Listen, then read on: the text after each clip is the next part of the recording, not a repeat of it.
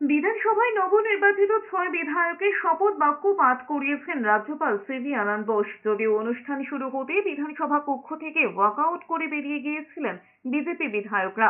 সোমবার প্রথমবার বিধানসভায় বিধায়কদের শপথ গ্রহণ অনুষ্ঠানে সামিল হয়েছিলেন রাজ্যপাল সিভি আনন্দ বোস। উত্তরীয় পরিয়ে তাকে স্বাগত জানিয়েছিলেন মমতা বন্দ্যোপাধ্যায়। রাজ্যপালের হাতে পুষ্পস্তবক তুলে দেন স্পিকার বিমান বন্দ্যোপাধ্যায়। সকলেই চলে যান বিধানসভার অন্দরে। নির্ধারিত সময়ে শুরু হয়েছে শপথ গ্রহণ অনুষ্ঠান।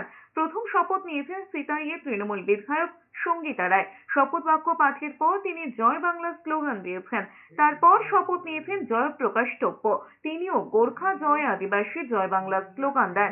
শপথ বাক্য পাঠের পর মমতা বন্দ্যোপাধ্যায় জিন্দাবাদ বলে নৈহাটির সনদ দেয়। শপথ গ্রহণের পর মমতা বন্দ্যোপাধ্যায়কে মায়ের আসনে বসালেন মেদিনীপুরের বিধায়ক সুজয় কাজরা। বললেন, দুই মায়ের কথা বলবেন। এক, তার জন্মদাত্রী মা, তাকে তিনি প্রণাম করে এসেছেন, আর প্রণাম জানাচ্ছেন আর এক মা, যিনি তাকে এখানে আসার সুযোগ করে দিয়েছেন। গত 3.5 মাস পশ্চিমবঙ্গের বদনাম করেছে। মেদিনীপুরের মানুষ প্রমাণ করে দিয়েছে কিভাবে তার বদলা নিতে হয়।